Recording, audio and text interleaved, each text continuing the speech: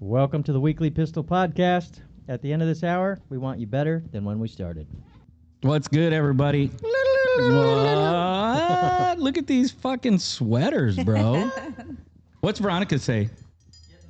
Look at that. Christmas move. Move. That's the cowboy hat to go with it. Yeah. What's Veronica say? I want to know what yours says. It's very inappropriate, actually. We might actually not be able to go The live. bitch loves Christmas. This That's bitch. not inappropriate. This bitch loves This Christmas. bitch. All right. There's a backstory to it. What's the backstory? Show I us was yours. in a really shitty mood when I bought it, so it made sense at the Yeah, time. you never know when you're going to wake up in that mood again. This Christmas. Yeah, that's... What? So you were in a shitty mood during Christmas time? I was shopping all day, so yes, by the time I got to this place, I was done. You needed a Snickers. How is that different than How are every you other in a day? shitty mood in the holidays? All you do Because is I was shop. tired and there was people everywhere. Oh, yeah. That'll ruin it for you. Yes. People. Yeah. Hang on, I'm trying to get this so I can see the comments. What is your shirt, Rob? Get up on the camera. You can't figure that out? It's Elf, man. They might not be able Elf. to see it. This is Chevy Chase. Oh, yeah. National It is. Lampoons. See? Christmas vacation. That's right. Right on. Show us yours, Manny. Well, let's see. They're already getting comments. Look at these sharp ass dressers. That's right, shit. Coming to a Todd, Christmas party near you. Can you imagine us showing up to your family function? Together? All of us at the same time? Yeah. Showing up. I got fucking. It's bad Shit. enough we Get all up. showed Hey, up I Show got it. fucking tacos on my Show shirt, it, dude. brother. Show Look it at this loud shit. and proud. Yeah. That's right. Hey. That's awesome, man. See what I'm Weren't you saying? supposed to make one? Yes, yes. I was. But if you recall, Veronica had challenged the chat to raise money, to which we got zero. I forgot about that. What was So- that To be about? A honest. foot showing or some shit? No, she wants her feet. I gave up on that shit. Come on, already. man. It's like these people are weird. I gave up on that shit already. Exactly. They're not weird. There's nothing wrong with the foot fetish. I don't particularly have them. I'm just saying if Yeah. it raises money, why not? Okay. I'd have to pay people to watch my feet. So, real quick, there's some stuff I wanted to address, and I talked to him right before the podcast. So, one thing that we don't do a lot of, which I should do it more often, but I don't want to water it down, is thank everybody that supports us dollar by dollar, right? Yep. And so we've got this last time, it was Chad, Heather Freeman, right? Yeah. Arizona Equine Equine Connections. with Virginia. Yep. They did the fundraiser. Don's Fine Cigars. Yep. Andrew Hawk never fails. He always puts money in the pot, helps everybody out. So I want to just acknowledge that and let everybody know I do especially think about every time donations come in, because they will come in, and it helps. I know Veronica said she wanted me to make my sweater. I had planned to make the sweater, but nobody donated. So I just did, fuck it, I'm going to go down and find an ugly sweater. And I think I don't know. When we get more people in the chat, we'll see. They can vote on whose sweater is the ugliest. We're really gonna do this. Yeah. You sure this isn't a rigged election? No, bullshit. I didn't rig anything No, but I'm before. thinking there's already gonna be a winner. No, not Winner, chicken necessarily. dinner. We did that with the paints, I and know, somebody, everyone- Lights up and circles around. It's a wreath. somebody, Rob's got lights, but his lights aren't on, and mine just sits there. yeah. Yours should be eaten. Yeah. I don't know. the Gotta lay your shit margarita. up. I had my shit lit up the last time we did it, Oh yeah. but it was definitely not rigged like the painting job that you rigged. This is not rigged. So when you guys put in the chat, who has the ugliest fucking sweater? You're not gonna get over that pain. I don't really see. No, I'm never gonna get over that shit. I don't really see ugliness in Veronica. It's kind of cute. It's kind of cute. It is kind of cute. I mean, based on the fact that you were pissed off when you bought it and probably want to murder people. It screams anger.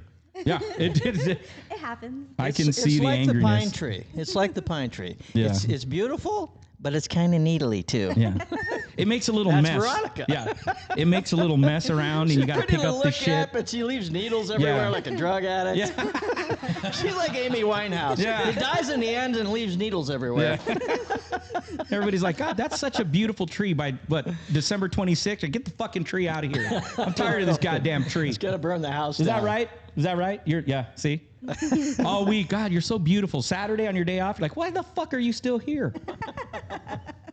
All right, so I wanted to acknowledge that, and then over the last week and a half, I got some discouraging news that we talked about, and so we don't say this a lot. We don't encourage officers to retire. That's not. We've never done that. We've never said, hey, you've got PTSD or you got a diagnosis, just pop that flare and retire. That's never ever been what Pistle's about, ever. In fact, to my own detriment, while I was going through the retirement process, I kept fighting my doctor to get back to work, which ultimately caused me the medical issues that I have today because I kept trying to get back to work.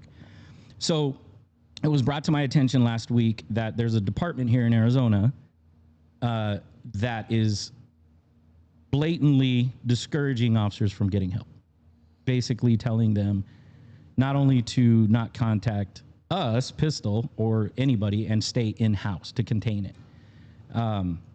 Everybody here I've known for years. Rob, I've known for probably almost 20 years now, right? When we're Long time. Yeah. It's old. Yeah. Old? But how old are you? Shit, you're not that far behind us. He's 22. 22 today.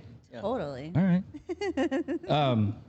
So we don't encourage officers. That's not the goal of our organization. It's never been our goal. It's to get better so you can go back better and you have a long career. And to get the officers early enough Exactly. to Early know help. how to deal with the stress that you're going to get. That's the goal.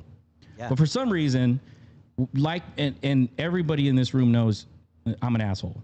I mean, I could be a big asshole, but it's genuine asshole. I'm just going to speak the truth. You can hate me. I don't give a fuck if you hate me. I don't particularly like certain people, whatever. But you shouldn't take that out on the officers and say, don't go to this organization because that guy's an asshole or whatever. I don't give a fuck. You don't have to call us. You don't even have to pick us. But go outside of your fucking department and get help. Because if the departments are going to try to contain that, it's like a dirty little secret. You know what I mean, in my opinion? It's like that dirty house that everything looks good from the outside, and then you go in and you feel how filthy and disgusting those people are in there. And I've held true to this. I don't dime people out on the podcast. Behind the scenes, I'll speak my piece, but I don't do it with doctors. I've seen shitty doctors. If you ask me, I'm going to tell you my personal opinion, and then I'm going to ask everybody on the podcast. You can talk to them too. Maybe they had a good experience. I don't know. But it pissed me off to no end to know that this department particularly was telling an officer to not seek help, to not call us, and that they would deal with the problem. And then It doesn't surprise me at all. Yeah, It doesn't. I thought it surprised me because I thought we had come a lot further from when we first started this shit. Remember that anyone who wears a badge I believe, is literally on our side. Everybody that has a badge. But when it goes to HR, human resources, it's a whole different section of people. And when it leaves HR's hands and your retirement you're forced into retirement, then it goes to workers' comp and a whole nother group of lawyers that aren't even in your department's building. They're so far removed from you, and they're there strictly to crush you and destroy you. And so that doesn't surprise me. There's a big shift going on too, where, and we talked about this before, where there's a person that's out there and he's gaining a lot of traction, and a lot of departments are picking up his stuff and his theory. And his theory is, when your officers start showing disruptive behavior or maybe drinking, anything that people would be using as a coping mechanism before they start getting treatment or before they start getting help, his answer is more discipline. And I don't mean discipline as in following somebody. I mean punishment. Punish them harder, stronger, and more severely. And a lot of agencies are picking that up, saying, yeah, that's right. little Johnny was, showing up late to work and all these other things. And instead of saying, hey, what's going on, man? Are you struggling? Are you having a hard time? There's a lot of your friends are saying things like that. They're saying, no, crush him and bring an anvil down on his ass. And that, unfortunately, is gaining a lot of traction. So when they're saying, yeah, we'll handle it in-house, I can see it at some level, but when you start getting into once it goes beyond, hey, I just need to talk to somebody to let off steam and stuff like that, you better be your own advocate and your best advocate, and going right outside of there, like you said, Right. is the smartest way to do Well, it. and just to touch base on what you said, what I found out today, talking to someone, was that their own officer has said some shit that we're looking into. So it's not just HR, No, right? no. I mean, that culture, you would think that somebody would say in our day and age, like, hey, you saw some bad shit. I mean, I got it. On my department, they said, you saw some bad shit. You should probably take time off. I have no gripes with my department directly, right? Like the officers and the commanders that were on my critical incident and stuff, they treated me like I was brother. Like there's no issues there. And I think they always will. Right. All of us. Yeah. Now there were officers who said, this didn't happen, you're faking, blah, blah, That's blah. the same shit that happened to Veronica. Right. Asswipe said, oh, you got the SADs and all that other kind of negative bullshit. And that's why I'm saying it's not, it pisses me off because this is the culture, and it enrages me even to this day now that I talk to this officer, that, this text or this comment was made about,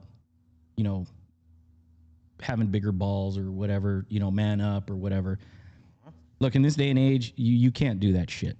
It should be taught immediately that you need to seek help. So with that being said, enough with my soapbox, I'll let Mark start with today's topic because it was your idea for the topic, right? Yeah. And we'll come back on that. I'm not, we're definitely going to follow up on that. Because I have zero problem diming out this department or this person. If I can get enough, I'll absolutely fucking make mention to it. Because that's bullshit. We've lost too many officers. All of us here have lost officer partners to suicide and shit like that. It's because of that shit. Yep. So Mark had an idea for the podcast, and I'll let you kind of talk about your idea, and then we'll go from there. All right. So my idea was, we all know now at this point that PTSD is cumulative, and my idea was, let's talk about what culminated. So what brought us up to our breaking point? We've all talked about our critical incident, like our shooting and our the things that in these horrific scenes that we've all been part of. And mine was, what are some of the things that brought you to that? What's some of the things that filled your boat until it was overflowing and capsizing? So one of mine was, I'm not going to go back to, my dad didn't take me camping enough or something like that, but because we did go camping. But one of mine was I was in the military for 10 years, 10 months, and 2 days, if anyone was counting. And in one of my deployments, I was in Desert Storm, and in that deployment, I had I got involved in a situation where some Kuwaiti civilians had slammed into the side of one of our trucks that had munitions on it that we were hauling, and they hit us right in the fuel tank, and I was in the passenger seat, and I almost flew out the window, and they spun our truck around.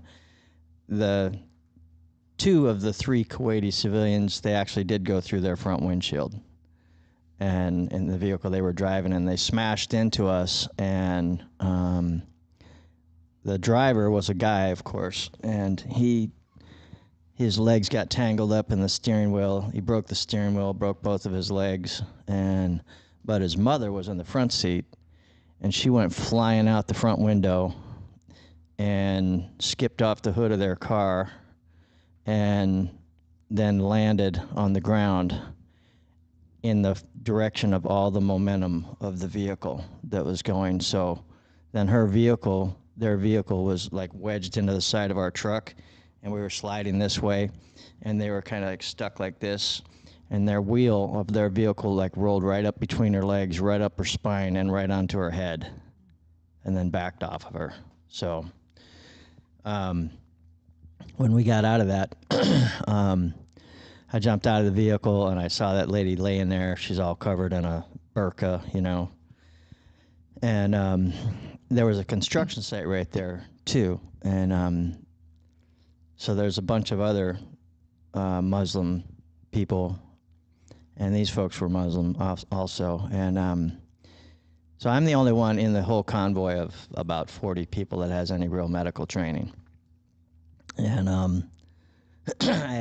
was an EMT at the time too. And so I got out of the truck and I ran over to her, and they're all like half-assed buddy care people. So they're like, no, don't touch her C-spine injury and all that. Like she's laying face down in a puddle of blood that's getting thicker and thicker and wider. I said, if we don't roll her over and get her airway out, she's going to suffocate. So they're like, okay. I said, get everybody in line. We all rolled her over in one, like a, one thing without twisting her neck or anything like that. And then I lifted her face covering up so that I could open her airway. And as soon as I did that, you would have thought I kicked all of those people's dogs right in the gut. They come down on me. They're like, hey! Because it's sacrilegious for you to lift that up. And so then I was like, get all these people back. So everybody gets their M16s out, and they're all, forcing these people back. And when I lifted that up, I saw that her head was split from her eyeball all the way to the top of her head from the force of that vehicle rolling up on her, and it just like crushed her head open like a melon, like an orange, really. And I opened her. I tipped her head back to open her airway up, and she had some shallow, rapid breathing and stuff. And as soon as I did that, like I had my hands on the side of her head, and all of this. Like you could see her skull and you could see her brain right there, and it just all ran out all over my fingers. And the smell of that, man, was just horrible.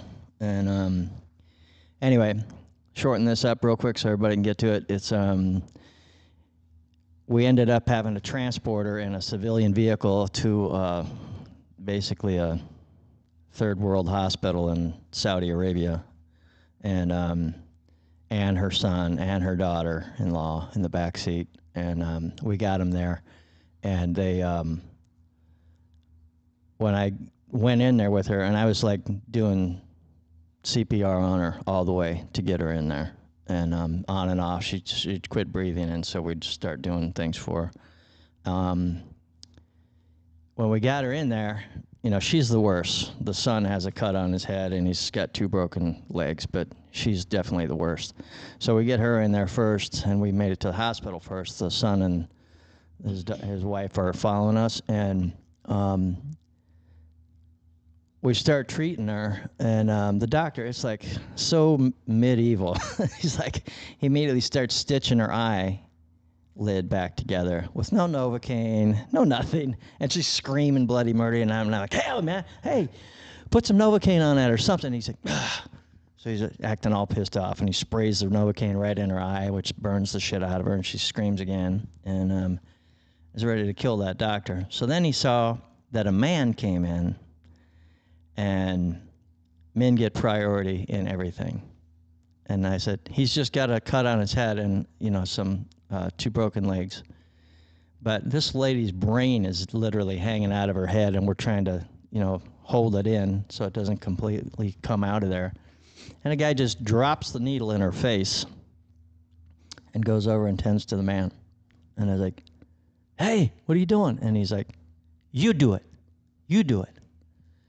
I was like, all right. And if I didn't, it wasn't going to happen. So I stitched her all the way up to the top of her head. And anyway, fortunately, they all, they survived it. But, obviously it was a lot of trauma and stuff for them. And and we didn't have enough water afterwards to wash off. So I had this lady's brains on my uniform for the next 2 days until we got back to our base. So anyway, that was probably one of the major things that at least filled me to some degree.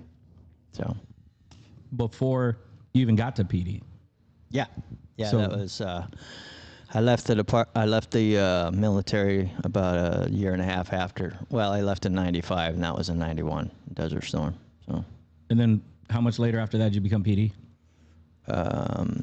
2000. Okay, so you had some years 9 out there, years. 9 years. Yeah, yeah. What about when you were PD? Anything immediate? Yeah, like when I got my ass kicked by that 13-year-old girl. That's what everybody says. That's traumatizing. But in my It's defense, I need to say, I didn't just get my ass kicked by a 13-year-old 100-pound girl. She had a 16-year-old 105-pound sister, and they both beat the shit out of me. That's So a to game. That's a- combine them together, you've got a 26, 29-year-old, 205-pound suspect when you put them together. Yeah. So that's a fair That fight. can wiggle out of anything. Because I hated Oh, fighting my women. God. It's like trying to grab a Gumby doll. Yeah. It's like, get over here. With 4 arms. With 4 They got arms. they beat 4 my legs. ass so bad. There was like no question about it. Like I lost count after 20 punches in the face. I was like, Yeah. I was They like, didn't even try to go for your gun. They just You beat know the what? fuck out of you. your hands are gonna be so sore tomorrow. You're stupid. You're in trouble. Yeah, you're gonna break a nail.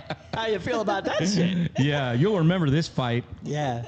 So, and of course, I was like the laughing stock of the PD. Like, Frymark got his ass handed to him by You're still the by a laughing stock for child. that. I know. To this day. Yeah, I don't think anyone's lost that badly. Yeah. I see you wince when the 12-year-olds Yeah, walk she by. picked her hand up a second and ago you're like, "Ah!" just to straighten her hair, and I almost peed. Yeah. So, yeah. That's what happens. Yeah, that's part of my trauma. It's part of my trauma. Anything that you remember when you were on the department that you remember thinking that's going to leave a mark or that's going to sting? You know, And how far into your career? just got off FTO Christmas Day. Of course, you got to work Christmas Day when you're new. And this chick committed suicide on Christmas morning because she had a custody issue with her kids. That's usually when suicides are the highest. Yeah, man, it's horrible. And I went into that and just seeing that broken family out there on the pavement, just sitting around each other, just bawling their guts out and, trying to keep everybody out of the house because they all wanted to run to her. And, that seemed like a really, really hard thing for me too. But I was young and I didn't know. I thought, it can't get any worse than this. Well, shit. You see hundreds of hangings and shootings and suicides and stuff like that. And then it's like, yeah, I remember that, but just barely at this point. But, yeah, it's another little teaspoon into the boat, another teaspoon into the boat, and next thing you know, the boat sunk. Yeah. Yeah. So nothing on the first year, nothing on the first couple of years?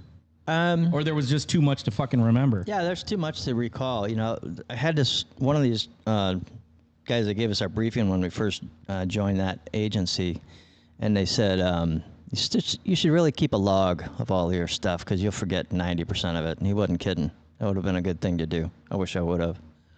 That and just another beating I took on Grand Avenue. Grand and Bethany. Grand Avenue. Yeah. You had the shittiest area you could be in for that department. Grand and Bethany, man. I saw this guy beating the shit out of his wife in a Drive-by. No, Just drive by. in a DV. He was Mind your own business. He was. I know. He was right. I was just trying to get to QT to get a soda, man. I was like, is this guy beating his wife in front of me? And he jumped out of his car, and I couldn't see his hands. He was trying to purposely disguise his hands, and ran at me. What are you gonna do? Shoot me? And I had my gun out because I didn't know if he had a weapon or not. So I'm like trying to backpedal and determine if he's got anything. And before you know it, man, he was on top of me. We were wrestling around, and he started choking me. Puts a hand on my throat, and he's drilling me with the other hand. So I'm really good at taking a punch. Don't let anybody fool you. You ain't got no glass jaw. Yeah, I can take it. So anyway, he choked me, and I'm pretty sure that I blacked out because I don't remember falling backwards. I just remember my head smacking off the pavement. Woke you up. Yeah, I think it brought me back to consciousness. And then as soon as my head goes swap, I heard, That was my gun skipping Jesus. across skipping across Grand Avenue. And I was like, son of a bitch. Look at the I peanut instantly gallery knew over what there. that was, man. This I'm like, motherfucker's lost "Oh my his gun a God! couple of Oh my times." God!" So I'm crawling across Grand Avenue, and this motherfucker's on my back, just giving me the business. Whack, whack, just drilling me. I was like, I had my ass kicked by 2 girls. You ain't nothing. So I'm crawling across the ground, and I get to my gun first, and I turn, I grab it, and then we're in a fight for my gun again, and I'm like, man, I'm going to shoot this son of a bitch, or I'm going to smash him in the face with this gun. Those are my 2 options. Whap, whap, whap. So I gave him Pistol whipped his ass. Yeah, about 6 punches across the face with the barrel of that gun, and he had a whole new way of thinking. So no level 2 retention holster. It was just a fucking 1975 slick. What's Just a holster? Yeah. I put it in my belt. You just had it in your back pocket? Yeah, like next to my sword. No, you fool. This is the highest level you could How the have. fuck did it bounce out? I had it out because I had him at gunpoint because he was running at me. He said, "What are you going to do? Shoot me." He went under his seat like he had a gun and came out like that trying to pretend because he was trying to get shot. That's what he wanted. He wanted to kill her and then get killed himself. Anyway, it's a long story. It costs you nothing to mind your own business. I needed Mark. I could have just got that You soda could have and just let got her the go fucking get killed soda and out in waited for the desert. call to come in. Yeah, I know. You know what I mean? Yeah, They're going to dispatch it anyways. Dead Just wait for body the radio. found in the you know? desert. Yeah. We need a unit. Yeah. Instead, you're, And I you're could have went wrestling. out there with my soda. Damn. Oh, my God. So that was a couple lead ups for me. I think the best is the reaction of the peanut gallery over there. He's laughing his head. He's lost his gun. He doesn't want to admit it. You lost your fucking gun, didn't you? Yeah, I got in all kinds of paperwork on that one. What? How many times you leave the fucking jail without your gun? What? Yeah. How many times you leave the jail without your gun? Never. You know why? Yeah, yeah. I'd put it in my trunk. Bullshit. I'd put it in my trunk. It ain't in your holster. No, So if it's in with your me. trunk, it's fucking got to get to it. Technically, it's with me. You ain't gonna. You're not gonna. It's in a Nobody wants to admit that. It's in a safe, non-deployable location at Yeah. this point. You're like, God damn. All right. What about Rob? You had something you wanted to send a shout out to, right? Do it. We'll do that at the end. You want to do it at the end? Yeah. Okay. Cool. You want to go up next? Yeah, it's interesting you brought up a suicide because one of the calls I had when my first year off of FTO was a suicide. I had gone to an apartment. The call was an attempted suicide. Walked in. First thing I see is this dog with his, quite literally shot in the head, dead, and another one with a hole in its head running around with a big chunk of brain matter sitting on the ground. I assumed was from the live dog. I don't know why I assumed that, but this dog's running around, and I walk in to see this rather large nude woman in the bathroom, in the bathtub, doing the gurgling breath, and it was as someone new to the career, that was. Were you just? Let's just say it was one I thought, wow, is this the kind of stuff I'm going to be dealing with every day? Fortunately, it wasn't. So I got to work with Manny a little bit. Hey, whoa! That was almost There was more some. traumatic. There was some nudity. How many going on. times did you see Manny naked in the tub? Let's not talk about that. Son. We're a restricted channel. Are we talking at work? Yeah. There were some times we can't discuss. Yeah. So anyway, but my very first call was actually memorable, but didn't really add to it at all. It was sort of hilarious. We had a 0 week, which is basically before you start your FTO program. You're basically doing a ride along for a week with your FTO, and we get this call of some crazy guy threatening people at a hotel. So we take the elevator up to his floor. The door opens, and there's quite literally the hairiest man I ever saw wearing a teddy with hand towels stuffed. So you've got. I'm not done yet. Just wait. Just wait your turn. He's setting the stage. So he's got hand towels stuffed in the breast area and water bottle caps to simulate nipples. He's got an empty bottle of vodka in one hand and in the other hand, he has a rather large white rubber dildo with shit stains on it, waving it at us. So, being that it was my Hold on, we're week- losing viewers. It gets better. Yeah. So, I let my FTO handle it because I'm not supposed to do anything. Of course you do. He tackles this guy For what crime? face first, and up goes the teddy, and there's the KY all over his hairy ass in my FTO's face, and I'm like, this. Gross. That's exactly. Wow, I couldn't believe it. We ended up getting into the room, and the guy had like a map to a school and stuff, and he worked for Intel, so I guess people at Intel are kind of weird, but. Strike that from the record, please. Intel's a fine Just so you know, we're down organization. to one viewer. And he works at Intel. One viewer. Is it my wife? It might be me. It might be me that's watching this podcast right now. We had 10, It's coming back. and man. you It's said coming something back. about a hairy man in a teddy, and we dropped to 1. Wow. This is our They, life. they probably thought it was you. This is our life. This is what it's like to be in PD and fucked up. So that was your first week. When was the fat nude lady? How far along? That was about a year in.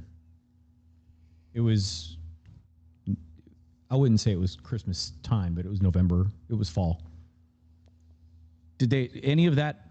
You think any of that messed you up? Is that what you're saying? Or you were just shocked at what was it? Well, I think that the suicide did. Yeah, I've been to a few suicides after that. That that one keeps coming back. Every time you walk in, and I'm looking for the dogs. Wow. Yeah. That's what you remember the most, the dogs. I do remember the Yeah. That's hold on. Somebody's commenting. I have no idea what they're gonna say. Mm-hmm. Oh, they're commenting on our sweaters. They came in late, so they heard they missed that whole thing. Nerdy, you missed the whole story. Gotta Rewatch back it. it up. Yeah. Rewatch it. We're gonna have Larry do cuts. He's got a shout out real quick to Larry because it's his birthday, and he got an editing computer, and he's gonna edit some cool shit. Happy birthday. It's gonna be great. Happy birthday. Solid 21. 1 year younger than Veronica today. Yeah. So shout out. I appreciate Larry Stick for, with her. for She'll helping show us. you around the bars and clubs. Yeah. She's been doing it for a year now. She's a regular. She's like Norm at Cheers. So what Mark's topic was going to that, did you know at that time that you were not well from seeing that? How long did you know before that was going to leave a mark? I don't think I realized it until years and years later that it was going to leave a mark. I mean,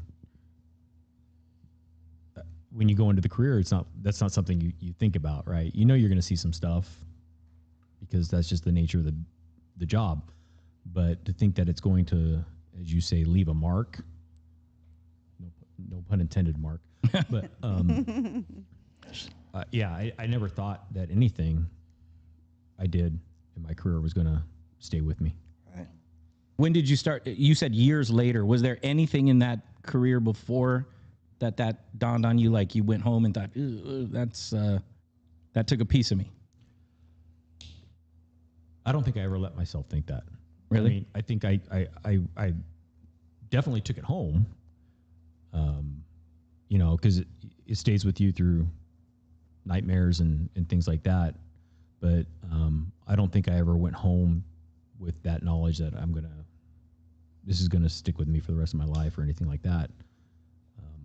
Because again, that's not the way we were wired, right? Not until we've talked to some professionals.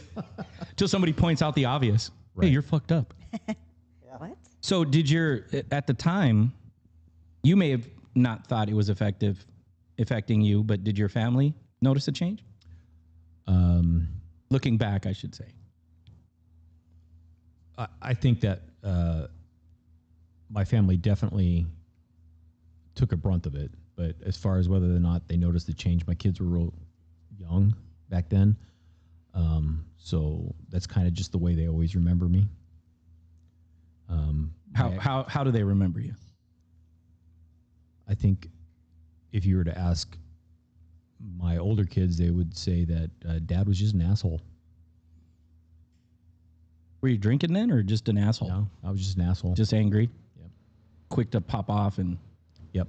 none of that. And I know the answer to that, but I'm just doing it for the viewers. None of that resonated with you. Like it No. didn't make any sense to you, or you just thought it was normal. Yeah, I just thought they're, just They were bitching. kid. Yeah, just grow up. Stop being a kid. Right. Stop being a 5-year-old. Yeah, it's Grow up and be a fucking man. right. or a woman because be 25 one day. They were girls. Yeah. Or be a woman. What about your then wife? Did she say anything to you? No, we didn't really have a relationship where we talked much. Was that mutual, or was that because you were unapproachable? We just never had It just a wasn't lot that kind of communication. relationship. Correct. So do you remember any one particular incident before your diagnosis that this was it just stayed with you? Because you said the one that you said didn't catch up to you till later. Well, they I don't think any of them caught up with me until later, right? Like he was saying, it's a tablespoon, teaspoon in the boat. You don't notice that. You just put it away. You just shut it down until that lid doesn't shut anymore. It just can't because there's so much stuff going on inside. Right. And how'd you deal with it? I didn't. There was no dealing with it. Because there was no problem. Right. The problem was everyone else. It wasn't me. It's still that way. Well, I still think that way. It's not my fault. It's their fault for not understanding. One of the things I have an issue with is when you would go to like what you started off with, Manny. Let's deal with this in-house. Well, my in-house therapist, I told her about my shooting, and as you know, her response to that was to the blood and the guts and the gore and all the shit I went through, and this guy tried blowing my head off. Her response to me, she didn't say shit until she opened with this line after I told her that story. Well, why did you even have your gun out? And I was like, if this is therapy, you can go fuck yourself. Right. And when I went to other therapists, you know what they would tell me? I'm having these horrible nightmares. I'm seeing this guy that I know is dead, and he's walking around. You know what they would say? That's normal. So I'm not a doctor. I'm a fucking patient. And when somebody tells me it's normal, I don't go to the doctor. Right. Because you go to the doctor, hey, you know what? I'm feeling normal. I'm going to go check myself into urgent care. I'm normal. I'm going to the emergency room. No. So the clinicians need to get rid of shit like that's normal. Right. And, oh, it's not a problem. Yeah, they should be saying shit like that's common. And there's a difference between that. Right. So, Well, hopefully soon we'll get back to that coffee cops and clinicians and educate them from our vantage point. yeah. Right. Because the three of us have already done it. Yeah. Have Rob on there Yeah. and talk about Good that. ad. Because they really don't. Well, you know what? Nowadays, I guess a man opening a door in lingerie and bottle caps is normal, right? I guess it wouldn't be abnormal, I suppose. But back then it was. Well, with his call, a guy with wearing a bra and sporting a dildo. Dirty. Hold on, we just got our viewers back. Let's not touch that. Hold on a second. We're on the rise. He'd get his own bathroom. Yeah. Or he'd use a woman's bathroom. Right. Yeah. So along that, did you not have anything that was starting to point you in a direction of being fucked up? No. It wasn't until the wheels fall off that you. It wasn't until after that relationship had ended and I was with my current wife, and one night she just told me, you need to see someone. I'm like, why? She goes, you're messed up. You need to see someone. How far into that relationship? Like an hour? First date. That's when he took his bra off and the battle caps. That's right. I was actually opening the bottle caps. Let me show you something. That was 2019. So, or 2018. So that was 5 years into our marriage. Oh, yeah. So you had been married to her 5 years before she said you need to see somebody. Yeah. Did she ever say why she finally said something to you? She said I was getting angry quickly. But it took 5 years for you to display that, or she just overlooked it? I think it took her 5 years to say something to me. Maybe I should text her and get the answer. I'm sure think she might be on. She might be. If she doesn't want to put it in the chat, you can text me the answer to that, so chat knows if you're watching. I'm just curious to know, and when we get to mine, I'll kind of touch base on why I'm curious. But so 5 years into that relationship, she tells you, well, what's your response to that? Well, that's quite literally the night that I either emailed or called, I can't remember which, Pistol, and the following morning I get this phone call from some asshole I know that used to work for Mesa. That's weird. Named Manny Angulo. Taco fan. And That's weird. very first thing I said to him was, "What are you wearing?" And I answered.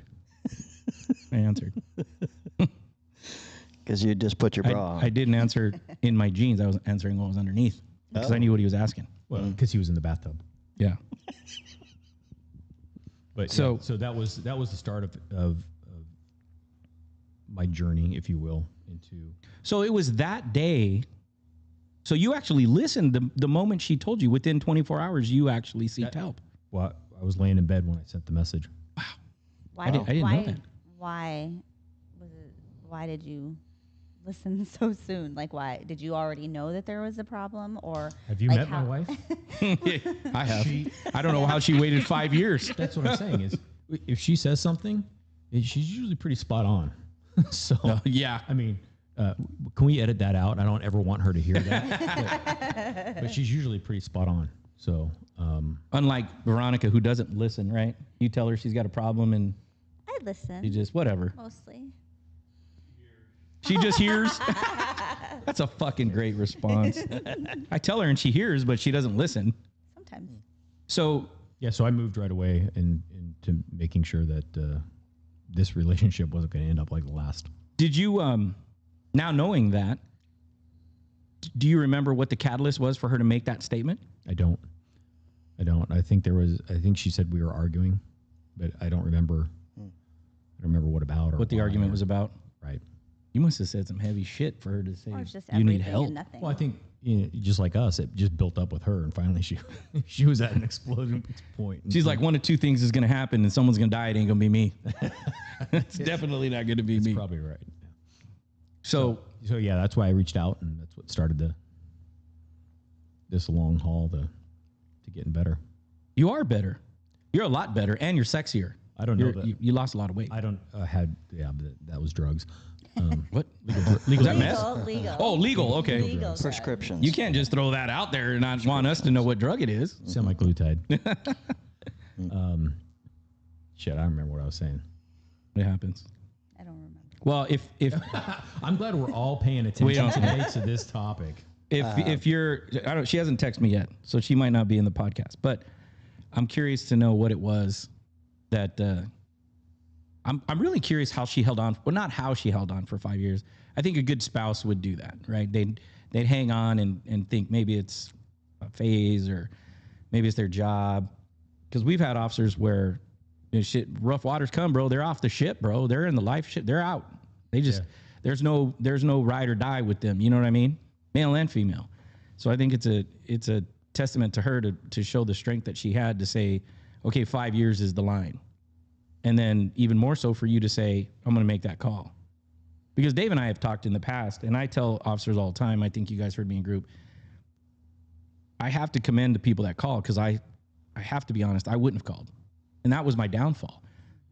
I didn't have anyone to call. So, I mean, I can use that as an excuse, but even if Pistol was around, I wouldn't call. Yeah. I have to be honest. I wouldn't call. That's why I try so hard to get officers to show up because I know what they're doing because I would do it, right? The first group that I ever went to, Dave was in that group. And my doctor tried Me too. and tried. And she's like, you got to come to this group. And I was like, fuck that group. Yeah. Fuck that group. And I would give every reason, right? Well, those motherfuckers got in shootings. I wasn't in a shooting. Yeah. You know, that guy's a kitty crimes guy. I don't belong in that group. I felt like I didn't deserve to sit at that table. And that's why I said I have to give that props every time because I want officers to understand it's hard. It seems to be getting easier though. You think? Because Yeah, I think they still need the push. Yeah. Like, I don't think they just one day think, oh, I'm fucked up. I'm gonna go get help. I think Yeah, like, when it like goes the to wife or shit. then they don't have an that's option. acknowledging Then it. they start.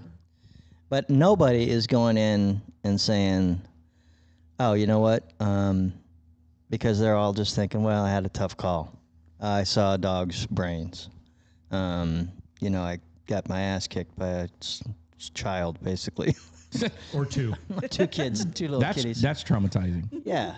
At I least- would never at least your divulge that. ego. I think you're right, though. I don't think any of them go No. in and say this specific thing. I think they're just like, I don't know what the fuck is wrong with me. Yeah. And what it should be looked at is not, hey, I'm missing a limb. Now I'll go to the doctor. It should be looking at as, I need to go to the gym and get my ass in shape before a 13-year-old kicks my ass. So that's what they should be doing. They should be going to mental health on a regular and early basis to cope with little shit like his suicide, his dog process call those that he things. didn't even I'm still resonate. alive, just Rob is here. He I'm is sorry, here. the suicide call he went on. I'm sorry, and his dog call that he went on, which doesn't come on our radar. We just glaze over it, soldier up, march on to the next call. And if we would put mental health in our regular routine, man, you don't got to go see your therapist once a month, once a week, but if you don't go in and get your shit checked out once in a while, you're going to find yourself getting beat up by a 13-year-old. And well, then not- the shit not comes everyone. off the wheel, and like what happened with you, at least you were smart enough to listen to your spouse. Yeah. yeah, but that was actually 18 years into the career before I So let me ask you because that point. she has an answer, so I'm sure she's busy with the kids. But are you leaving out anything? I don't know. I don't know. But are you leaving out anything with regards to was it an ultimatum that she gave you? Right. no, there was no ultimatum. She just said you need to see someone. And you didn't even fight back. No, Had she Because- ever well, said that before? because no, she hadn't. But in my mind, I'm thinking, okay, I'll go see someone, and they're going to tell me there's nothing wrong with me. I'll show I'm you. normal. Yes, I'm the normal one. So That backfired. totally. That totally backfired. yes, and it's been backfiring ever since. So after you saw someone, did it get better or worse first? The relationship or No. me? You. I don't know. I know. I mean, there was a time when it got really bad. So, but initially, I don't think there was a change when, the first clinician I saw basically told me, well, day one, she said, you have PTSD. I said, how can you tell? She said, how can you not? And I left there pretty defeated. That was not something I expected to hear or wanted to hear. And the very next time I was told that I'm not going to document this because I know you're trying to get yourself to, be able to work your entire career. Basically, I was on the 32-year plan. I wanted to max out the possibility for my pension and then drop. So that was going to be 37 years. You're out of your goddamn mind. Oh, shit. You're fucking out of your mind. That's all I mean, that's what I had. That was my plan. And Everybody has a plan to get punched in the face. That's what happens. Tyson. So I can tell you, at least for me, and having been there with you, some of that, inevitably it seems to get worse before it gets better, right? That happened to you. Yeah, Yeah, totally. for sure. Same? yeah, I mean, there was a time when once my clinician put me off of work, that's when I really tanked. That tanked. That's because you can't run. Well, I think some of it too is just you have to acknowledge what's happening, what you have, right, with the diagnosis. You have to acknowledge it. Then you have to go through the motions, the ugliness of it, to start working on those things that got us where we are, and that's horrible, right? Processing that, whether yeah, it's it brain sucks. spotting or EMDR, whatever it is, like just going through each and every incident that you didn't even remember at some point, and now they're all there. And it's ugly and it's awful and it's hard on you physically, mentally, emotionally, and then at some point, right, it starts to get easier and it's, I don't know, that it just isn't. You leave feeling better instead of feeling worse. I don't know about feeling better, but You do now. You You do leave. you do You get do used to leave. it. I guess is a better way for me to say it. Is you get used to it What going through the therapy with process? therapy. Yeah, I mean I think that there comes a time when certain incidents don't hit you like they used to. Yeah. Right? There's a thawing out process too. When you get put off of work, like my doctor used to tell me, like, I got you for the week, like leading up to it for my days off. We do EMDR. She'd make it just a little bit more bearable, tolerable, and then I'd go back for Back to work. 410s. Yeah. Then I get fucked up all over again. So she was really just keeping me above water. Right. And when I finally did get retired, that's when the demons catch you because you can't run. Right. And we all did it. I give Veronica shit. But if you stop running, they catch you. And when you're at home and everyone else's life continues, you're just stuck there. And then you have to thaw out and then it gets bad. Well, because some of the going to work and doing it over and over is the running. It is avoiding what you're feeling by staying so busy that you don't have time to think about what's happening. It's also using that adrenaline that's not Right. come down. You're like, you know what? I need adrenaline up at this high for this call. So it's completely appropriate. Right. Yeah, it was like, But not at the breakfast table. When somebody's clinging the bowl with a damn spoon. whoa, whoa, whoa, over and whoa, over. whoa, whoa, whoa, whoa. Why you got to bring up old shit, Mark? Don't bring up old shit. Hey, man, it happened at my breakfast table too, man. You're not the only one that eats cereal. Yeah, I wasn't eating cereals. My wife was. I know. How And we got a rude. bunch of plastic bowls now, just so you know. Love it. That's coping. So, well, I appreciate you telling us that, but I'm curious. I I'm am curious too. to know, if there was something, because our recollection of shit is bad. I mean, we can't even remember what the fuck we were talking about 5 minutes ago. So how would you remember then? Right. If there was a, trivial fight where she asked you to do something that in everyday civilian would be normal, like, throw the garbage and you're like, and that's when she says, that's it. That's the line. That's the question that I would want to ask, especially for the spouses. Does that happen to you? Does she ever just pop off on you for no reason? Like if you ask, no? Blink twice if you're safe. Are you safe? Look I at see her. look at the Veronica's muscles like- on that guy. Fucking Nobody's gonna Veronica's pop looking- off to that kid. I'm not looking at Veronica. She's Latina. She knows the look. The problem is you put her an eye shot. Right. I should have done that. He's like, everything's fine. She's Yeah, an everything's angel. good. She's an angel. am. Bullshit. He's waiting for the chancla. Yeah. She's going to take her shoe off. Well, she ain't going to take her shoe off. she No, knows. No, no. I'm not gonna take my shoe off. Chuck it across the She has room. spare chanclas. Yeah. She's going to throw that motherfucker. Well, I appreciate it. So what about you, Veronica? I mean, for me, really, the first thing I remember was the incident in 2012. I had already been as an officer for 11 years when that happened, though. Everything up until that for me was kind of like you said, you just put it away. It wasn't anything I thought of. There wasn't. But did you have critical incidents? You had to have. Well, maybe not yours. It was a township at I the had time. a safe town, but It was a safe yeah, town. It's the we had safest town in America. number two. Number 2? Number two. Oh, Jesus. Yeah. No, I mean we had a lot of suicides, a lot of kid suicides, a lot of child deaths. I worked sex crimes. I worked child crimes. So let's stop right there. How do you not think that there was something in there that? I mean, there are definitely certain victims in cases I worked that always stayed with me. Like I wonder how they are, whatever happened to them, things like that. But it wasn't ever something that like I didn't think it was affecting me in any way, I guess. And so JT Reddy's case, that was the first one. And I think it's because there was such a shift in what happened. I mean, we responded to an active shooter. So we have that adrenaline going in. This is the day, right? We're going to get in this shooting. And it's Gilbert. So it's not, this is literally the biggest thing that ever happened in Gilbert. And so this is our day where this is happening. And then we get there and everybody's dead already.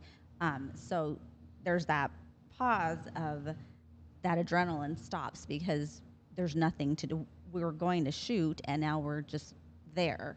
And then it's, it switches to now we're life-saving stuff. Um, and then, I've talked before about the moment that I look up and I see all the guys and I hear their shaky voices and things that really stuck with me, because these were guys that they were tough guys, like nothing could affect them, I thought. And to hear them like that, that really stuck with me. I'm holding this baby who her brain is falling out into my hand, and the guys are what has the biggest effect on me. And then we had to work late that night. I was day shift, so we start at 5. We had to stay until about 9 or 10 that night, and then show up to work at 5 the next morning. And so we get in, and nobody's really had a chance to thaw out from it, I guess. Like, I remember getting home and thinking Austin was probably 4 at the time, and I remember he was like a fat baby, and I remember him coming up to me, and I remember holding him, and like it was the first time I ever had a connection to something I had been on. So he was like hot and warm and squishy, and that's what I had remembered about holding the baby, was that she was hot and warm and squishy. And so that was the only time that I had something where I was like, oh, that was weird. Like, I don't want to touch my kid right now. Our department did send us to see someone. She was very ineffective. So I probably saw her twice. And then I was like, by then, everything cooled off and I was fine. I was back to work. None of us took any time off.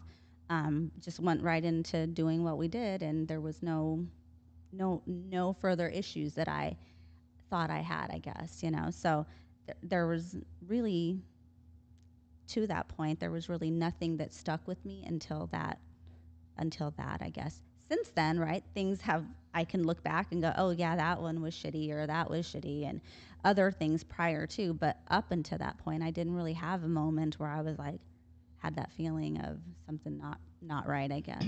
So looking back, which ones took that part of your soul?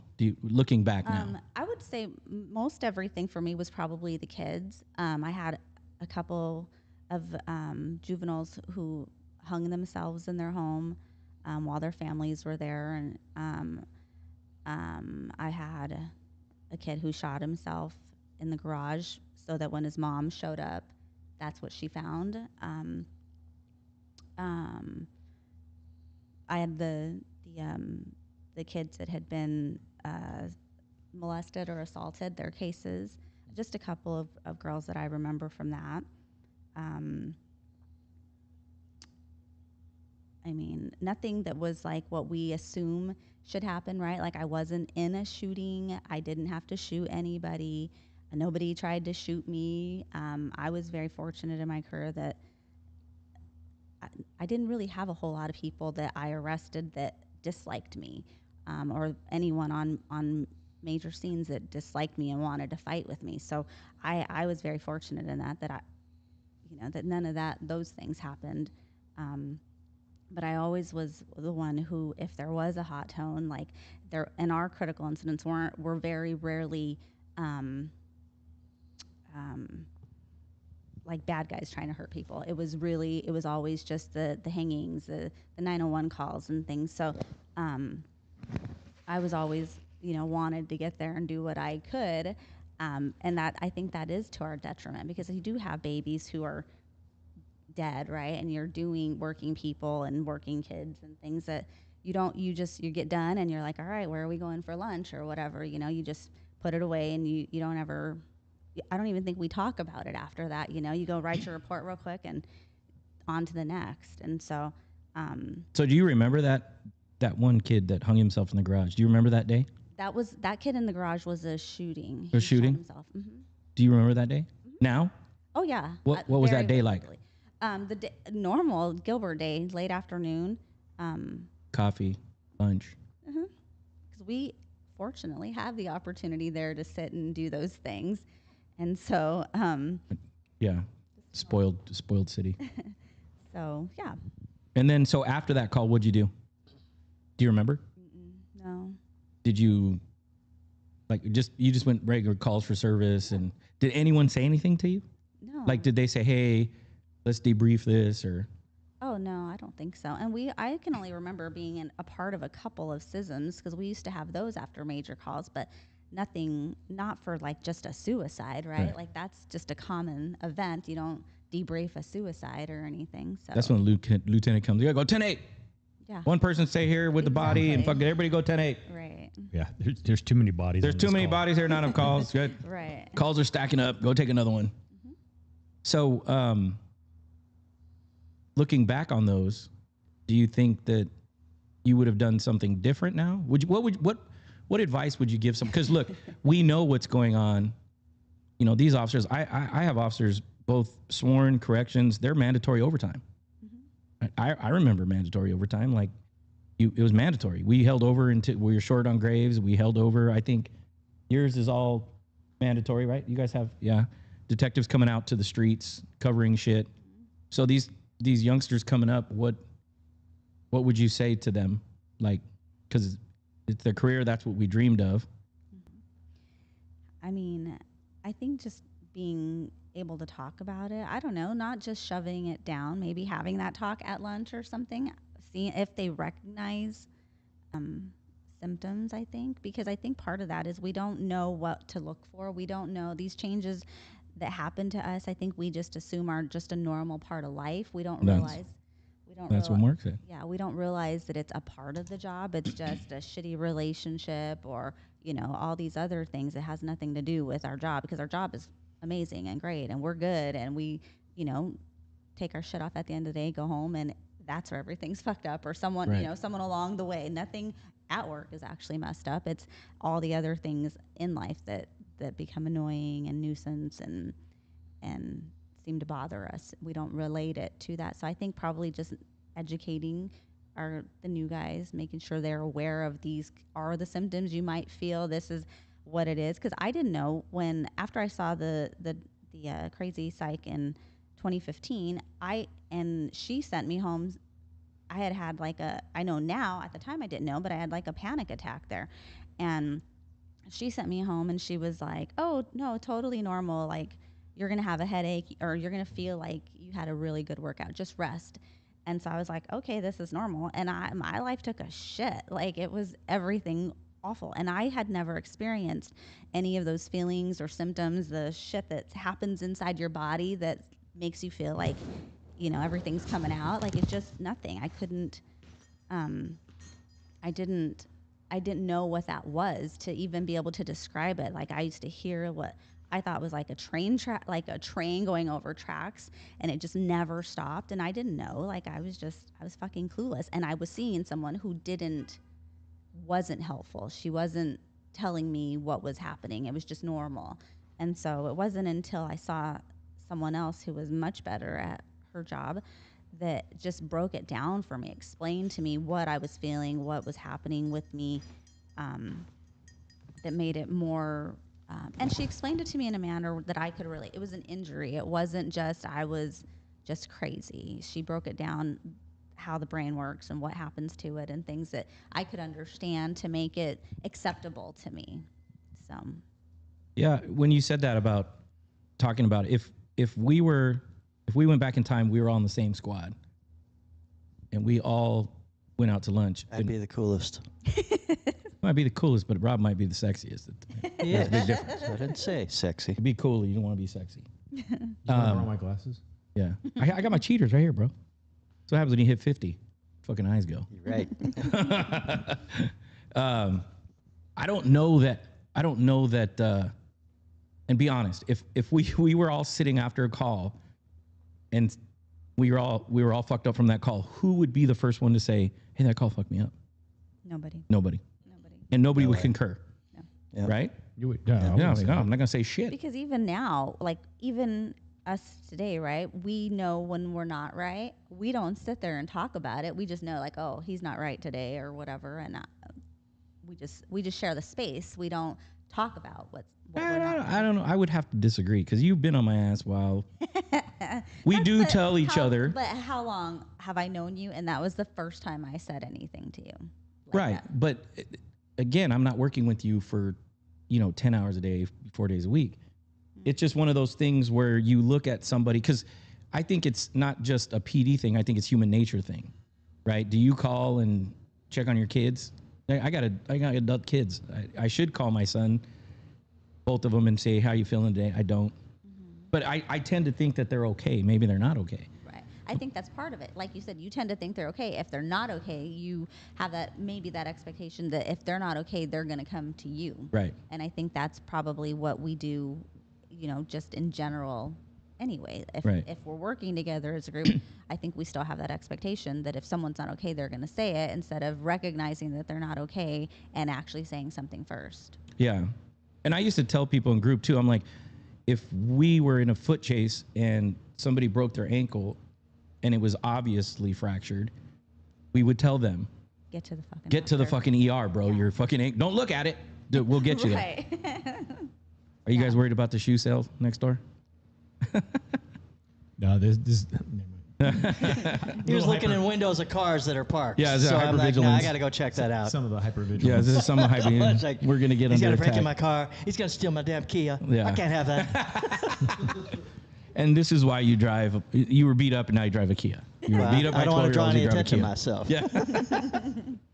So yeah, but yeah, I wouldn't. I try to, but I'm like you said, you'll say something, right? Because I know what's going to happen if I say, hey, how are you guys doing? I'm fine. Right? And everybody knows I send out fucked up memes if I'm fucked up or something, to make me laugh or smile or whatever. But so yeah, I appreciate you speaking on that. So I'll give you kind of a brief rundown on my critical.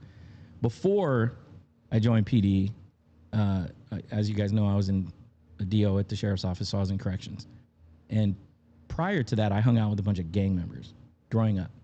So I think for me, the machismo side of that was, you didn't go to the homies and be like, hey man, I twisted my ankle and it hurts, man, Yeah, right. You didn't say shit like that, Because they'd kick you in that ankle. Yeah, they'd be like, "How that feel, motherfucker? This ankle right here." Yeah. You didn't say that, or you would be doing stuff growing up, and in the side of town I grew up, there was those who did and those that didn't. I learned that at a very young age. How did you ever pass the background check? I lied. All right. No, I'm just fucking with you guys. Don't lie. It's not good. But yeah, so that's what I learned, right? Even with the games we played as kids, right? And I know I have to, because we're on this platform, I have to be careful on what words I use. But we had it, and I know you guys probably played it, but we used to play this game with a football where you would throw the ball up in the air. And everybody smashes on one guy. Yeah, it was called smear, and then go from there, right? Yeah, see, we all played it, right? And back then, you wanted to be the target, right? Because you wanted to outrun everybody. Yeah. But you know what I'm talking about, Larry? You know the word I'm talking about. Yeah. He loves the game. So we played, and you wanted the ball, and you would go and get tackled, and inevitably, they did bad shit to you when they pounced on you, right? Like, it was never just tackle it and start over. Like, they laid on top of you and did bad shit in the hut. And then if you got injured, they did exactly what Mark said, right? Yeah. Oh, are you hurt? Are you hurt? You fucking right here? Yeah. So that's the way I learned coming up.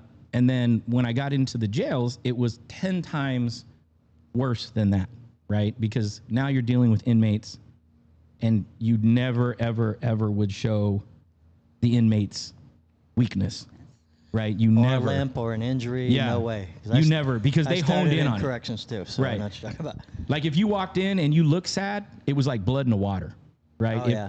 You know what I mean? And I think I learned, well, just growing up in that environment, you learn to take jokes and be thick-skinned and tough-boned. So, I mean, in the jails, I think I honed my undercover skills there because they would try to do, it was like carnival talk. Yeah. You'd walk by and they'd be like, hey, how's the wife doing today? And not thinking, you'd respond and they'd you were married, right? Right. And so I'd walk in, I'm like, I'm not married, and I'd walk out. And then 2 days later, they'd try it again, and I'd be like, I'm gay. And then I just kept going and kept playing this carnival game, right? I'm a widower, whatever. I don't have kids. I got 8 kids. I got 6 baby mama. Like, whatever I could throw at them. And if you got injured, you did not, for any reason, let those inmates. I didn't really care so much about the officers that I worked with. You just didn't let them know, right? Because they would just pounce on you immediately. And so I was working the lockdown unit, and up until this point, I used to think, I grew up with a lot of bad people. Some of the guys I grew up with are in prison for life, for murder. And I grew up with a lot of bad people. And I used to, when I got into the jails, I thought to myself, these are just good people that did bad things. I didn't have this thought that all people could be bad, or, you know, they got to that level. I got the opposite. The opposite idea of them. Oh, you were just... I thought they were bad people that could be super cool. Oh, yeah. And you could, like, I could see me having a beer with this guy yeah. when he gets out. So, yeah, if I run into him at a bar, I'll have a beer with this guy. Yeah. And then you read his booking card, you're like, oh, you sick son of a bitch. Yeah. And I hope you get electrocuted for that. Yeah, you were like, fuck, I'm going to pull the pin on that one. Yeah. Man, yeah. And that was, so I, you know, you did, like Mark said, there were guys that I'd like, oh, dude, if we were on the outs, bro. I mean, I learned to play chess by a career criminal, you know, and, but I remember one day I was walking the pod, and this gang member was on the phone, and he was talking in code, and I had called the intel officer and said, hey, get the tapes of that phone call. And so he gets the tapes, and I just figured it was gang rivalry, right? And so he pulls the tapes for me, and I get the whole conversation, and the conversation is the gang member inside the prison, in the jail. He is ordering a hit on a rival gang member. And the person that was supposed to do the hit didn't do the hit. They drove by, and the mom and the target's little daughter was out with him when they were unloading the groceries. So he had called to check to see if that had gotten taken care of. And I was listening to the phone call, and the gang member said, hey, you know, did you take care of that project? And he's like, I couldn't take care of that project. There was some, I don't remember the words he used, but we just couldn't do it. And he's like, well, what was the problem, right? And so in a roundabout way, he explained, like, hey, there were, you know, women and children there. And I don't remember what the code was for that. And I heard in the tape, I heard the guy say, yeah, I don't give a fuck who's there, take them. Meaning take them all, right? And I remember thinking to myself, you know, that dude is part of the game, right? So I get it. Like, if you get in the game and you know the outcome of the game, then fine. But they didn't know. I mean, I'm sure the wife knew what he was up to, but the little kid didn't know, right? So I knew that was my first time where I could see the absolute disgust in humanity and what their thought was. And I remember that, and I left, and I remember the reason that stuck with me was because I'd never thought of that. And I remember I got home that night, I was thinking to myself, man, there's some fucked up people in the world. God, I was hanging out with these people before. And so that was probably the first time, and I thought about it when Mark brought up the conversation, can I remember this? And I remember thinking, okay, that was probably the moment that I thought I just entered into a world that is the gates of hell, into the criminal world, right? Because up until that point, I had friends that eventually became criminals, but I knew them as friends. I didn't know them as criminals. And I just never got in their business. They didn't get in mine, I didn't get in theirs. And so that was probably the very first time that I remember thinking, man, this is pulling back this curtain different, right? And so I remember that so well, and I knew it stuck with me. My doctor had asked me, and I brought that up. And she said, well, what about, you know, anything else stick out? And I said, yes, there's, and it never left me, and it will never leave me. And I'll try to not to make it as graphic for the platform, because I don't want them to fucking shut us down. But one day we were doing some intel work in the jails, and I had just got my information that I was going to be going to the police academy. So I was pretty excited, and we were doing some intel. And back then, you could go on to the roofs of the jail, and you could peer in through some windows that they had, so you could see into the pod area to see who was doing, you know, nonsense or whatever. And me and my partner, we were working a potential. They were trying to bring in dope or something. So we were trying to figure out who the key motivators were. So we were looking into the pod, but we also had access to like 2 corner pods on the top level, top tier. So, you know, rooms 14 and 15 we weren't even paying attention to them. And I'm looking down, and I'm looking at my target, and he's talking to the guy that we know he should be talking to. And I feel this nudge on my shoulder, and I look over at my partner, and I'm like, what's going on? Why are you nudging me, bro? I'm watching this guy. I thought he was watching him. He's like, oh, look. And I look over at the window, and I see 2 inmates in the number 15 room, right? And I know one of them doesn't belong in that cell. So I'm like, dude, there's probably fucking rolling, Taylors or whatever. They're just fucking making rollies. Yeah. And he's like, no, look. And I was like, bro, if they're having sex, stop fucking with me, right? Because that was like, originally, that's what I thought that he was going to say. And he's like, look. And I look, and I'm like, that's kind of a weird position. Like, what's going on with that? And so I immediately took all of my attention away from my target to this room. And I'm looking, and my brain is trying to make sense of what the fuck is going on in this room. And I'm like, it looks like sex, but it's not sex. And I'm looking, and then it clicks. And I look at my partner. I said, am I watching what? And I got about that much. He goes, you're watching it. And I'm like, what am I looking at? So long and short of it is, what happened was, one of the inmates had a colostomy bag. Okay, you guys know what a colostomy bag is, right? Yeah. And the other inmate was sexually pleasing himself after he took the colostomy bag out. So the puncture, right? You know what the puncture is? And what is wrong with people? Do you see what I'm saying? What is wrong?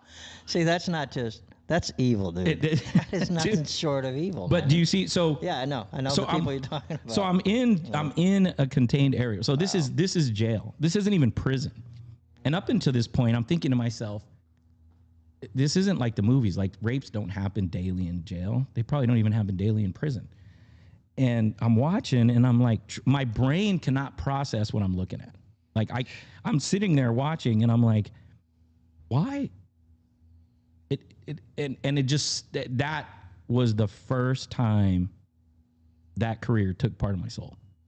That moment was when I realized this was not going to be like anything that I had ever thought of, right? Ever. Because up until that point, I had seen shootings. My buddies had been put in prison. They drug deals or whatever. Never even perverted, and I'm pretty perverted, Rob. I don't know if you know that, but I'm pretty perverted. I've heard that about you. Yeah, pretty perverted. Did it cross my mind that was even an option, right? And so, yikes. That when you brought up the topic, I thought, oh, I know exactly when this career took a piece of my soul. Yeah. Right? Because what I did at that time was I immediately turned and looked at him and said, we got a target we have to look at. And we just kept going with the investigation and ignored that part of, right? I compartmentalized it and left it alone. I wouldn't say it fucked me up mentally, but it definitely took a part of my soul. Yeah, it's a disgusting scene that who in their right mind would ever want to witness something. And that was something. Much less do it. That was something that I would tell the doctor, and she's like, remember, she looked at me, and she was like, "That's not possible." And I'm like, "Oh, it's very possible. It's very possible," because I saw it.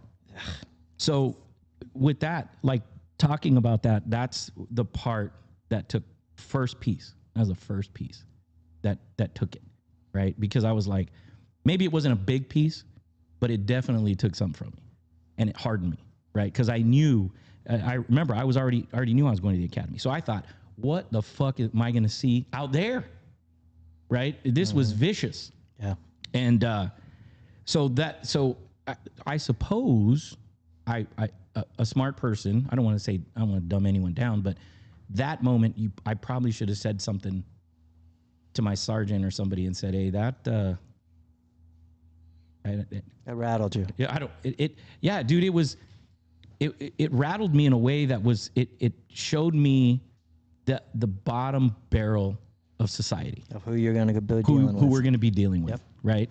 Who we're going to be dealing with, and I'm like watching, and I'm thinking to myself, what the fuck am I going to see on the big yard, right? Out in the fucking world. Yeah. And so, that happened, and I think I only had like maybe a month or so, maybe 2 months left, and I forgot about it. I mean, I didn't forget, but I just went on, like Veronica and you guys said, I just kept going about my business. And shortly before I left, we had another critical incident where we had this child rapist. He was pretty well known in Arizona, and we were in the lockdown unit, and they were high max. And I look over in the pod and I see one inmate and he's waving at me, right? He's at the door and he's waving at me, and I'm like, the fuck out of here, right? Because that's what you did to him, right? Yeah. The fuck out of here. He wants to help you serve chow. Wait for my walk. Wait for my walk. I come down, right? And I'm like, why are you waving at me? I'm like, whatever. So then he starts banging on the door. And that shit used to piss me off, right? And I was like, motherfucker. And he wouldn't stop. So I'm like trying to figure out why he's doing this. And I start noticing that all the fucking inmates, all of them, and if you've been in corrections, Mark, you know this. Mm-hmm. Everybody all of a sudden is infatuated with TV. Yeah. Right? They're just, yeah. I'm like, hey, fuckers, the TVs aren't on. Uh-oh. Right? Uh-oh. And so I have control of the TVs, right? And the phones. So I'm like, why is everybody all of a sudden caught up in TV? So I go over and I flip the switch and I kill the phones and the TV, right? These fucking morons still looking at the dark screen. Like I killed the TV, fuckheads. Yeah. What are you looking at? I knew something wasn't right. And so I get down, I tell my partner, I'm going down, something's not right. Lock the house down. So he gets on the thing, he says, lock down. Everybody's, pretends to be pissed off. Right. Get in your fucking doors. Go on, I check all the doors. I start doing a head count, and I realize, wait, one motherfucker's missing. And I know he didn't escape, right? If he did, he went through a window somewhere. I was like, that's not possible. So I do the walk, and dude, it's quiet in there. Those fucking places are never quiet. Right. And I go in, it's quiet, and I'm like, man, I had a bad feeling. Somebody's dead. I was like, somebody's fucking dead, dude. And I do my walk, and I get to the middle cell on the lower level, and I'm like, hey, where's so-and-so? He's like, I don't know. He's like, not my job to find him. I was like, all right. So immediately I go to the showers because you can't hide anywhere in there. So I go to the showers, and there's 3 stalls that go in, and as they go in, it's just further and further deep in. So I knew he's not going to be in the first one. He's going to be in that back one. So I go in, and as soon as I turn in that corner, men's facilities, just so you know, are clean. Men are clean freaks. Women, not so much. Right. I turn in that corner, and immediately I see blood, and it smells like urine and feces. And I'm like, this dude, like I already know he's going to be stabbed to shit in there. And so I turn in, and as I turn in, it gets stronger, and I can see his heel. I'm like, oh, this guy's fucking dead. So I take a step, and I get on the mic, and I call for the supervisor and say, we need to get guys down here. They lock down the whole facility, and I step in, and as I step in, he's awake, and he's conscious, but he's bleeding tremendously from his backside. Oh, here we go. And so I said, get up. And he's like, I can't move. They got me. This guy kept saying, they got me. And so we get on the phone with jail crimes, and send jail crimes down here. So what ends up happening, what we found out later as we went and watched the video, was that they knew who he was. And he didn't get proper screening, and he went straight into a GP high profile case. Oh. And in that particular cell, there were 2-man cells, 15 cells. So about, what is that? I'm not good at math. So 30 people. And then there were 6 bunks of 2. Yeah. Right. So you had that many people in there. The pod boss that figured out who he was told him, you need to roll up. And he's like, absolutely. I need to get the fuck out of here. Well, they never gave him the chance. When he went up to roll up, his cellie said, you need to get out because I need to take a dump.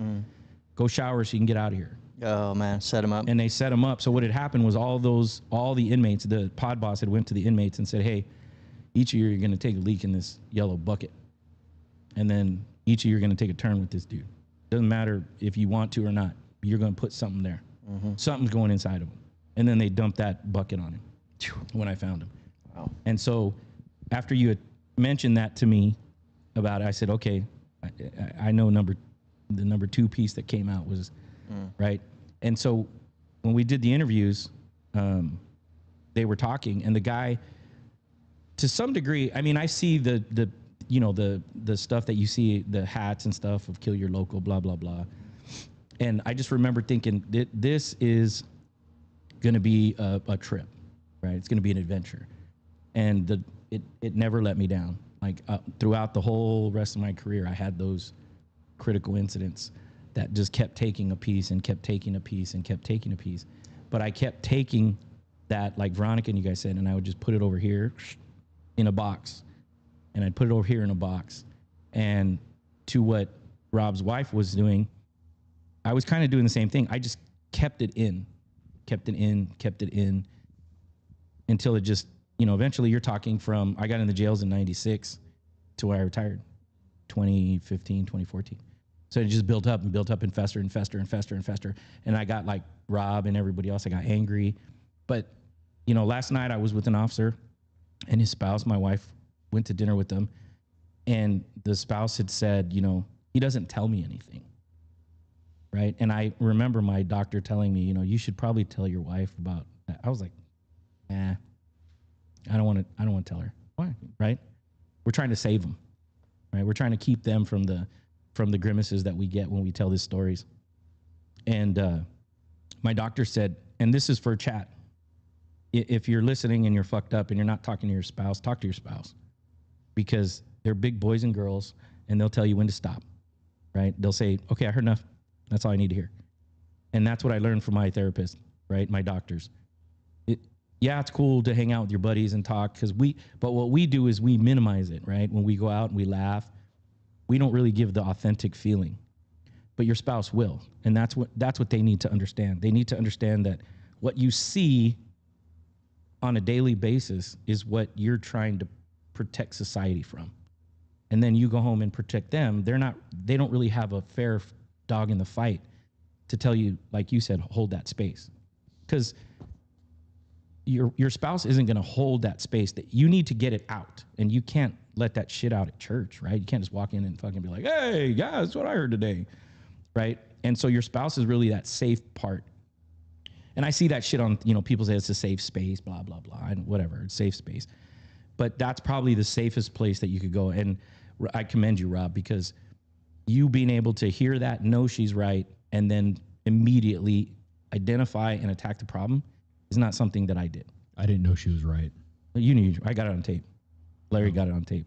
He's going to cut it into a short, YouTube short. I remember, though, I thought I was going to be told I was normal. In this room, you're normal. I think everybody, Larry's not anymore because he sat through the fucking trauma, so now he's not normal.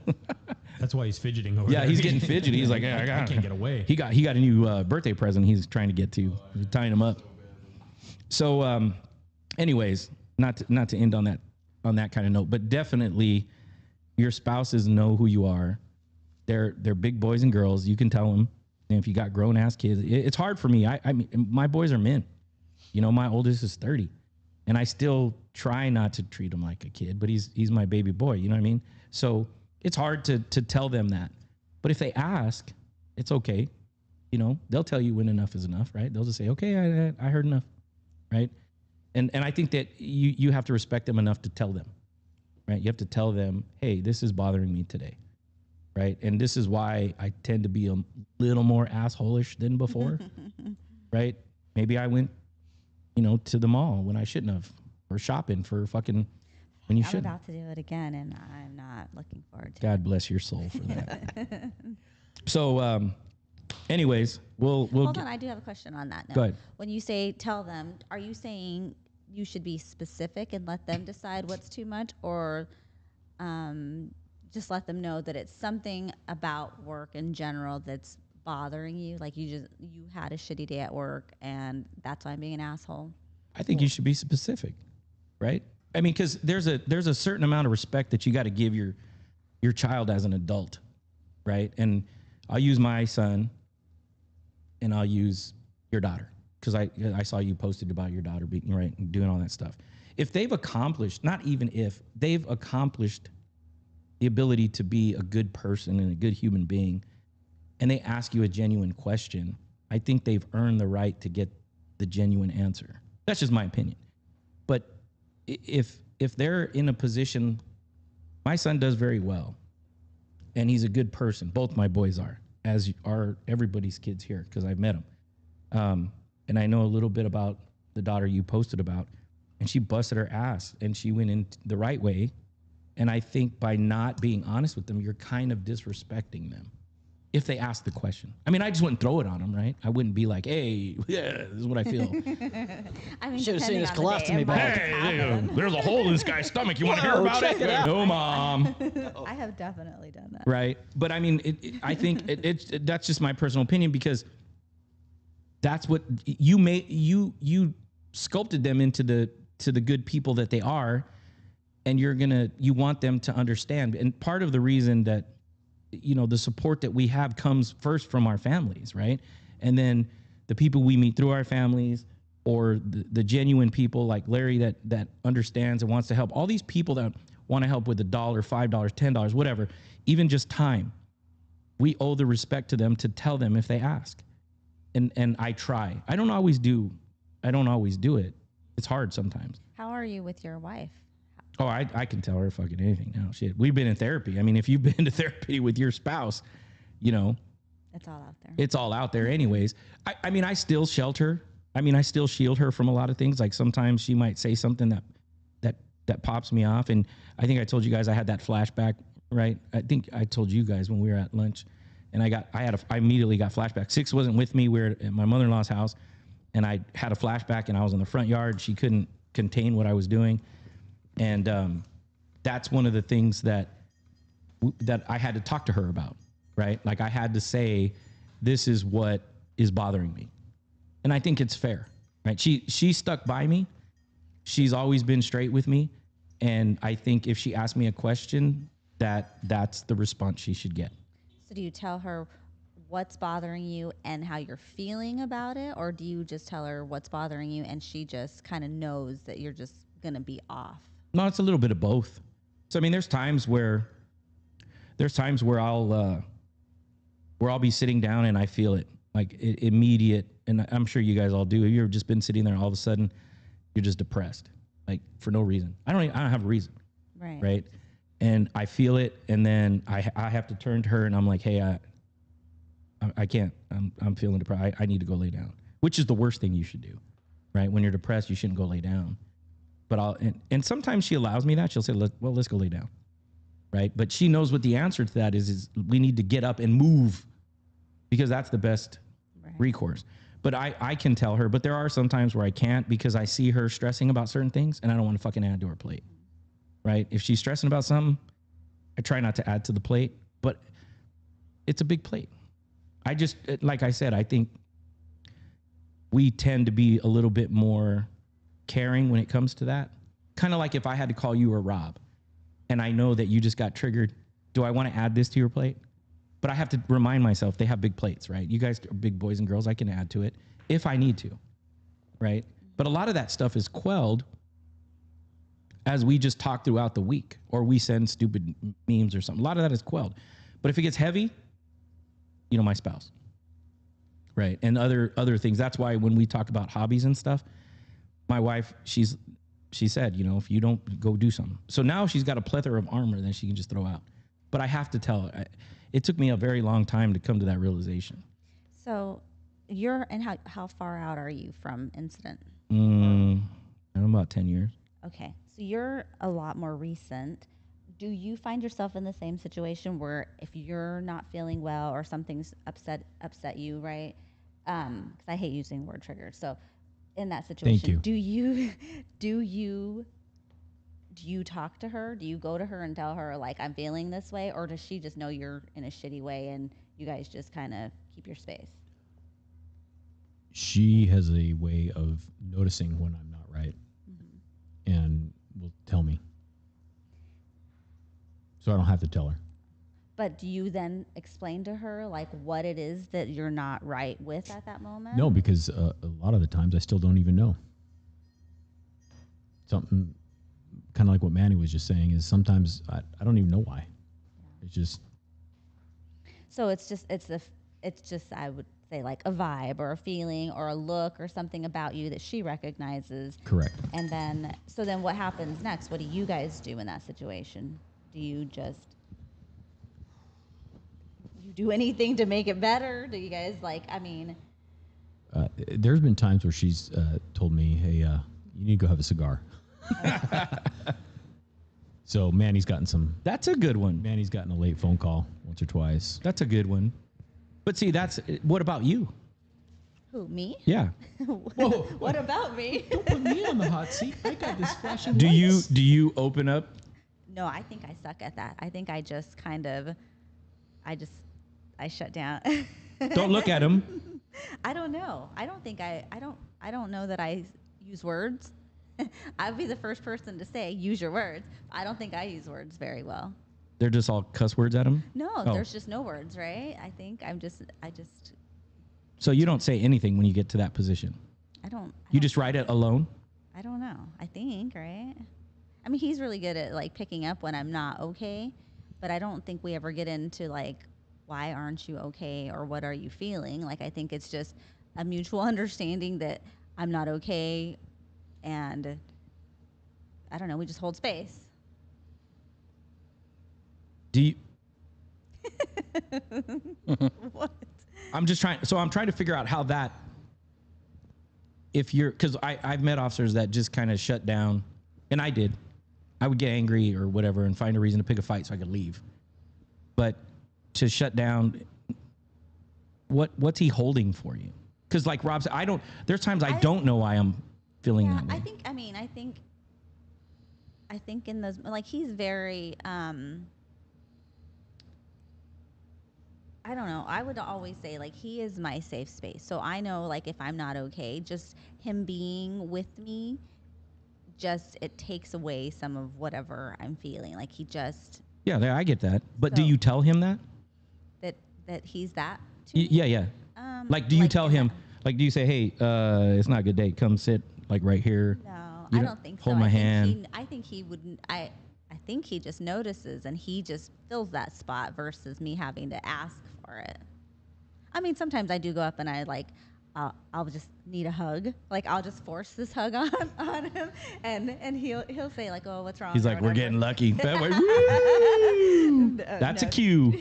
No, it'll just be like, and he'll be like, "What's going on?" or whatever, and I'm just like, I don't know, and that's kind of where it is. He just hold on to me until I feel like I'm better, and I go. Like, I don't know. I just think of him going, oh, this is awkward. It might be. I don't know why I'm hugging this person. Maybe. But, okay, so let's say you do know. Okay, but because sometimes, like we said, we don't know. But let's say you do know why you're sad. Mm-hmm. Do you go tell him? Do you say, I'm feeling sad because X, Y, Z? No, I don't know that I ever say I'm feeling sad. I don't think I ever do that. Like, I think it's just obvious when I'm not okay sometimes. And I don't know. I don't think I speak well on how I'm actually feeling. Is that cop mode, or is that the way you were raised? I don't know. I never really, it's just how I am, I think. I don't like opening up the can of worms. Yeah. Literally, it's like it's too complicated to open and put back together. I mean, sometimes So- it's simple. Like, sometimes it is like, oh my God, I fucking was out all day shopping and I hate people and traffic and it's all, sometimes it's those things. But those are the things that happen now because we have all this other shit, right? Because normal people don't do that. And I don't know. And I think sometimes with him, it's because, right, he has an understanding, right? He knows I don't have, kind of like hanging out with you guys. I don't have to say everything. You guys just know that it's whatever it is I'm feeling. So I think part of that is the same with him because he knows, I don't know, he has our normal understanding versus other people's normal understanding. Right. Well, I mean, there is the difference, I guess, for me to explain it is hanging out with you guys in any capacity is comforting. It's safe. We understand each other. I get that. But when you're hanging out with your spouse and you're fucked up and you know why you're fucked up, it's different because that's the person that you should tell. Like, I could tell you guys, like, hey, I had a bad day because the screams got to me today. I could tell you that. But what I can't tell you is what my significant other is going to do to rectify that problem, right? Is she going to hold my hand, right? It goes to the stigma and the fear of looking like you're weak, right? Because Brian, one day, I was in group and I was explaining to the group that it took me a long time to tell my wife that I was scared to go to sleep, right? And I'll show you that this is the difference between hanging out with you guys and understanding the laughter part versus what I have to be serious with my wife about. And I was like, I had to tell my wife I'm scared to go to sleep, and I was fighting it. So I'd drink and then I'd fight it because I didn't want to go to sleep. That's bad shit happens. But I didn't tell her why. She thought it was insomnia. I was scared to go to sleep. So I told in group, I said I had to tell her I'm scared to go to sleep, which was very difficult. That was my first opening up, right, where I had to look at her and say, okay, I'm scared, like a little kid. And she was like, oh, well, okay. So she had a grandiose idea when she knew what was going on. But I get a text from Brian in that group. And I had just said, I had to tell my wife I'm scared to go to sleep. And I get a text and it just says, pussy. But do you see? So my comfort came from Brian because he understands our sick mind. But what I needed was the soothing from my wife for her to understand, to actually make me feel safe. Because the whole safe space to me is a little bit weird. It's not, I don't necessarily buy into it. I just know there's safe areas where if we all hang out, I feel better, right? But the true safe space is when I'm able to tell my significant other that I don't know what's bothering me, or maybe I do know what's bothering me. You may or may not be able to fix it, but this is how you can attempt to fix it, right? Just sit next to me, hold my hand, or let's go outside and let's do something or whatever. That's why I said opening up like that, because sure, my wife knows when I'm fucked up, just like everybody else's wife. Always fucked up, stay away from them. But do they know why? Do they know how they can try to fix it? How do they mitigate that? So you're saying communicate. Communicate, absolutely.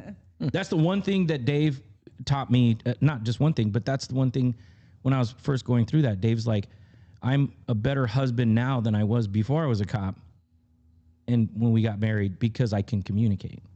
You'll find that at least my opinion, you're going to find that communication is key because it alleviates any kind of speculation as to why, if they're the problem, right? Everybody gets fucking pissed off at this time of year. Civilians do going out there. It's fucking stupid, right? They do it the right way because I saw Larry shaking his head. He probably tells his wife, like, I don't. Today he was saying that. His wife looked at him and said, just be patient today, right? So she's already giving him good advice, right? But there's communication there. So, take it for what it's worth. I think it's good that you include your spouse, maybe not so much your kids. Right. They have their own lives and they're stressed, but if they ask, tell them. And if your wife or your significant other doesn't ask, tell them. And then let them make that decision. I would say you're not disrespecting them, but show them enough respect to where you could say to them, this is bothering me. You're not the problem. This is the problem. And this is what I need. So I don't know if that answers your question. I don't remember the question. Hey, get ready. She's going to be spewing all kinds of sadness. Right. All right, Rob. We'll go ahead and wrap up. You said you had a shout out. You wanted to. Yeah, I just wanted to say happy birthday to Karina, who's Dave Payne's daughter. She's 20 today. So I just wanted to. 20.